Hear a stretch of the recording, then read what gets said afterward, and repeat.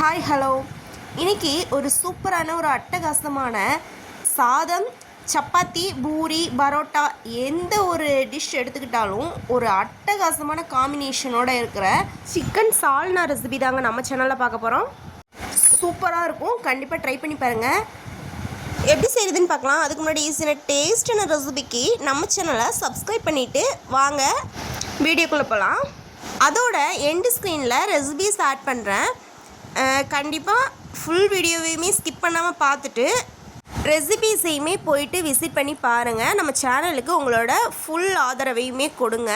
தொடர்ந்து நம்ம சேனலில் பார்க்கணும் அப்படின்னா சப்ஸ்கிரைப் பண்ணி ஆல் பட்டனை கிளிக் பண்ணி வச்சுக்கோங்க.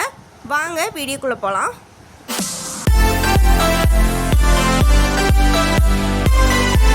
சிக்கன் சால்னா செய்கிறதுக்காக நான் 3/4 கிலோ சிக்கன் எடுத்திருக்கேன். இது வந்துட்டு இன்னும் பொடிசாக கட் பண்ண முடிஞ்சதுன்னா கட் பண்ணி நல்லா வாஷ் பண்ணி எடுத்து வச்சுக்கலாம். ஒரு குக்கர் எடுத்து ஸ்டவ்வில் வச்சுக்கலாம். குக்கர் வந்துட்டு ஹீட் ஆக ஆரம்பிக்கும் போது ஆயில் சேர்த்துக்கலாம். நான் ஒரு 3 ஸ்பூன் வர்ற மாதிரி ஆயில் சேர்த்துருக்கேன். ஆயில் சூடானதுக்கப்புறமா நம்ம பிரியாணி ஸ்பைசஸ்லாம் சேர்த்துக்கலாம். என்னென்ன அப்படின்னா பிரியாணி இலை, அன்னாச்சி மூக்கு, பட்டை, கிராம்பு, ஏலக்காய், கசகசா, சோம்பு இவ்வளவுமே வந்துட்டு சேர்த்துக்கலாம்.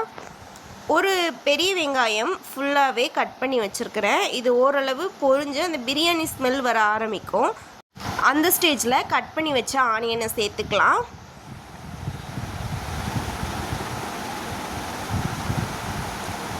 ஃபுல்லாகவே நல்லா மிக்ஸ் பண்ணிவிட்டு நல்லாவே பொன்னிறமாக வர்ற அளவுக்கு ஒரு மூடி போட்டு விட்டுக்கலாம். எல்லாமே நல்லா பொன்னிறமாக வந்துருச்சு. இந்த ஸ்டேஜில் கருவேப்பிலை, ஃப்ரெஷ்ஷான கருவேப்பிலையாக சேர்த்துக்கலாம். ஒரு 2 தக்காளி பழம் சேர்த்துக்கலாம். இதுவுமே நல்லா வதங்கணும், வதங்க விட்டுக்கலாம். நல்லா மிக்ஸ் பண்ணிவிட்டு ஒரு மூடி போட்டு விட்டுக்கலாம். நல்லாவே வதங்குற கேப்பில் ஒரு மிக்ஸி ஜாரில் ஒரு 7 பூண்டு பல், ஒரு 5லேருந்து 6 இஞ்சி துண்டுகள் இவ்வளவும் சேர்த்து நல்லா ஃபைன் பேஸ்ட்டாக அரைச்சிட்டு வந்துக்கலாம்.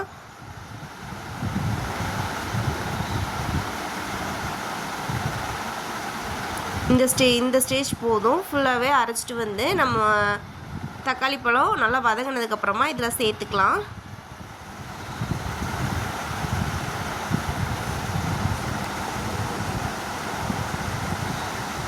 ஃபுல்லாகவே நல்லா மிக்ஸ் பண்ணி அந்த பச்சை வாசம்லாம் போய் நல்ல ஒரு ஃப்ளேவர் கொடுக்க ஆரம்பிக்கும்.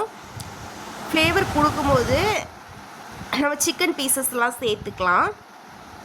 சிக்கன் பீசஸ் நல்லா ஃப்ரெஷ்ஷாக வாஷ் பண்ணி வச்சுக்கணும்.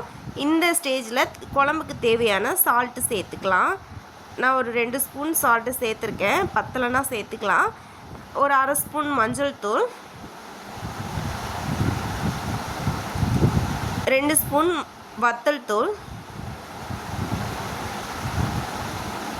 இந்த 10 ரூபா சிக்கன் மசாலா பாக்கெட் இருக்கு இல்லையா, நான் ஆச்சி பிராண்ட் எடுத்திருக்கேன். 10 ரூபா பாக்கெட் போதுமானது. இது ஃபுல்லாகவே கொட்டிக்கலாம்.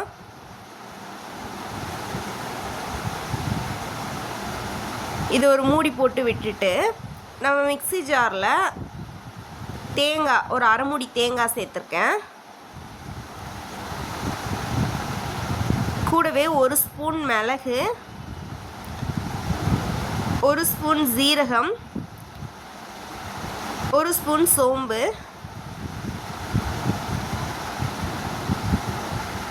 முந்திரி ஒரு 10லேருந்து 12 முந்திரி இவ்வளவும் சேர்த்து நல்லா ஃபைன் பேஸ்ட்டாக அரைச்சி இந்த இதில் சேர்த்துக்கலாம். நம்ம சிக்கன் மசாலா சேர்த்தோம் இல்லையா, அதோடைய சேர்த்துக்கலாம்.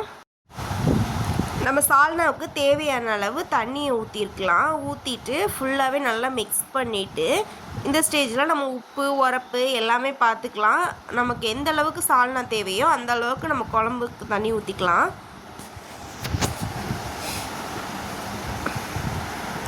ஃபுல்லாகவே நல்லா மிக்ஸ் பண்ணிவிட்டு உப்பு பார்த்து கடைசி மல்லி இலை ஒரு கைப்பிடி அளவு சேர்த்துக்கலாம். நம்ம சால்னாவுக்கு இடையில மல்லி இலை சேர்க்கணும் அப்படின்னு தேவையில்லை. அந்த சால்னாவோட டேஸ்ட்டே மாறிடும். லாஸ்ட்டு எண்டில் வந்துட்டு நம்ம சேர்த்து மூடி போட்டு விட்டுக்கலாம்.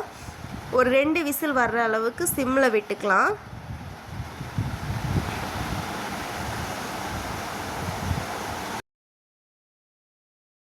2 விசில் வந்துருச்சு.